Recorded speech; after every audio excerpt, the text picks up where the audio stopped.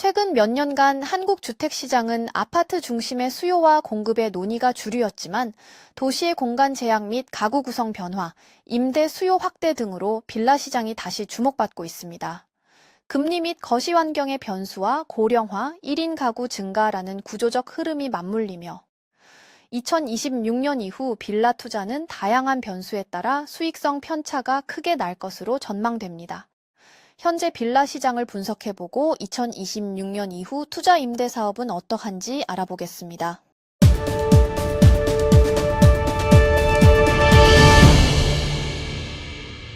서울과 수도권, 그리고 일부 지방도시의 주택시장에서 빌라가 다시 주목받고 있습니다.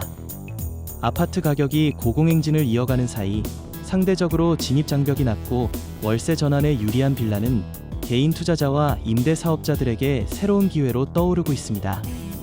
최근 몇 년간 빌라 시장의 흐름을 살펴보면 가장 두드러진 변화는 임대 구조의 전환입니다. 전세 제도의 약화와 고금리 여파로 세입자들은 월세나 준월세 형태를 선호하게 되었고, 이는 빌라에 대한 임대 수요를 꾸준히 자극했습니다. 특히 1, 2인 가구와 고령층이 늘어나면서 전용 면적 24제곱미터의 소형주택은 안정적인 수요 기반을 확보했습니다. 빌라는 대규모 신축 아파트 단지처럼 대단히 개발의 혜택을 누리기 어렵지만 이치와 관리 상태에 따라 수익성이 크게 달라집니다. 도심 접근성이 뛰어난 역세권 소형 빌라 대학가와 대형 병원 인근의 임대 물건, 재개발 도시재생 구역 내 매물은 여전히 투자 1순위로 꼽힙니다. 다만 과열 지역의 경우 규제 강화나 가격 조정 위험이 존재해 선별이 필요합니다. 전문가들은 2026년 이후의 빌라 시장은 운영력에 따라 성패가 갈릴 것으로 내다보고 있습니다. 과거처럼 단순 매입 후 보유만으로는 초과 수익을 기대하기 어렵기 때문입니다. 표준화된 리모델링, 스마트 홈 설비 도입, 공유주택 전환, 고령자 맞춤형 실버하우징 등 차별화된 운영 모델이 필요하다는 지적입니다. 운영의 디지털화도 필수 요소로 꼽히고 있습니다.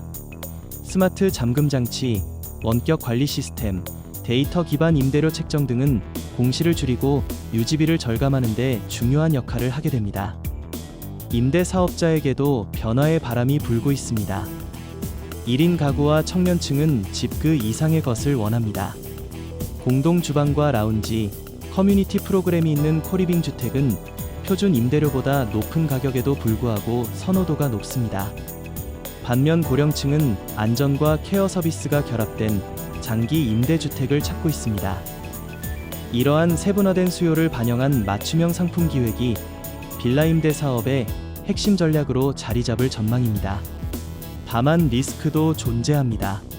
금리 변동과 가계부채 규제, 임대사업 관련 세법 개정, 정부의 주거정책 변화는 시장 전반에 직접적인 영향을 줍니다. 공급 구조의 변화 역시 빌라 수요의 변수로 작용할 수 있습니다. 이에 따라 투자자들은 매입 전 권리관계와 건축 상태를 철저히 점검하고 장기적인 정책 시나리오까지 고려해야 한다는 조언이 나오고 있습니다. 결국 2026년 이후의 빌라 시장은 이치와 물리적 자산 못지않게 운영 모델이 중요 핵심으로 보여집니다. 과거의 단순 시세 차익 시대가 저물고 운영과 서비스로 가치를 창출하는 투자자에게 더 큰 보상이 돌아가는 시장이 펼쳐질 가능성이 높습니다. 무작정 보유에서 벗어나 운영으로 수익을 만드는 전략이 필요한 시점이라고 부동산 전문가들은 공통된 조언을 하고 있습니다. 빌라 시장은 이제 누가 더 잘 관리하고 운영하느냐에 따라 같은 매물이라도 전혀 다른 수익률을 낼 수 있는 시대에 접어들었습니다. 네, 2026년 이후 빌라 시장은 무작정 보유보다는 서비스와 운영으로 가치를 만드는 것이 필요할 것 같은데요. 부동산 자산을 보유하는 것만큼이나 운영 모델이 투자 성패를 좌우할 것으로 보입니다. 서울 빌라 시장의 주요 지역별 유망 지역을 알아보고 어떤 형태로 임대 시장이 형성되고 있는지 알아보겠습니다. 서울 빌라 시장이 다시 주목받고 있습니다. 아파트 가격 부담과 전세 약세, 월세 전환 가속이라는 흐름이 맞물리면서 교통 정책 호재가 있는 지역을 중심으로 투자와 임대 수요가 동시에 늘어나고 있는 것입니다. 특히 광진구, 강동구, 영등포구 일부와 강북로원의 강북권과 금천구, 그리고 재개발 수혜 예상 지역이 차세대 성장축으로 부상하고 있습니다. 가장 눈에 띄는 지역은 광진구입니다. 2024년 기준 빌라 거래량이 전년보다 53.7% 늘어나며 서울 전역에서 가장 높은 증가세를 기록했습니다. 자양동 구이동 군자역 일대를 중심으로 교통 접근성이 좋고 노후 저층주택이 밀집해 리모델링 잠재력이 큰 것으로 분석되고 있습니다. 월세와 준월세를 찾는 직장인과 청년층이 주 수요층으로 안정적인 임대 수익이 가능하다는 평가를 받고 있습니다. 강동구 고덕동 명일동 상일동 일대도 주목할 만합니다. 고덕강일 공공주택지구 개발, 상일동 도시재생, 9호선 연장 등 각종 호재가 겹치면서 아파트뿐 아니라 빌라 수요도 견고합니다. 이 지역은 30, 40대 신혼부부와 직장인의 유입이 주요 세입자층을 형성하고 있어 전세와 월세 수요가 모두 증가하는 추세입니다. 영등포구 여의도와 당산동은 미래 교통 중심지로 변모 중입니다. 도심항공교통 UAM 도입과 2026년 예정인 신안산선 개통은 직주 근접을 중시하는 1인 가구와 금융 비즈니스 종사자들의 월세 수요를 끌어올릴 전망입니다. 소형 빌라를 사무주거 혼합형으로 리모델링하는 사례도 늘어나고 있습니다.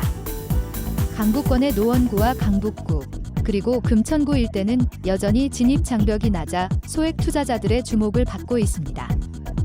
GTX 노선과 뉴타운 개발, 재개발 가능성이 맞물리며 중장기 성장 여력이 높다는 평가입니다. 실거주 중심의 중산층 1위 인가구와 학군 수요를 노린 임대 사업이 유망합니다.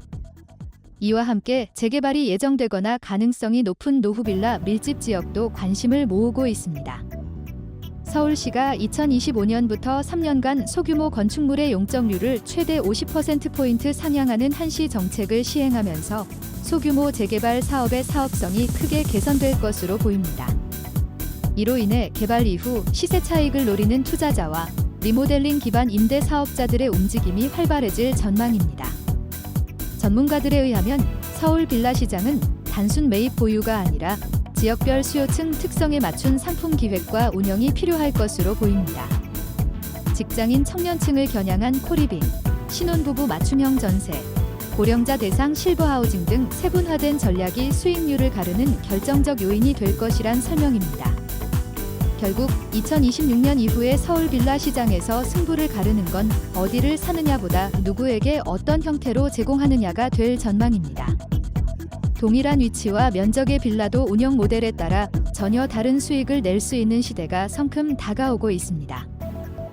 2026년 이후에도 성장세가 전망되는 지역들은 교통, 정책 호재, 저렴한 진입 장벽, 그리고 리모델링과 운영 역량이 결합된 곳이 될 것입니다.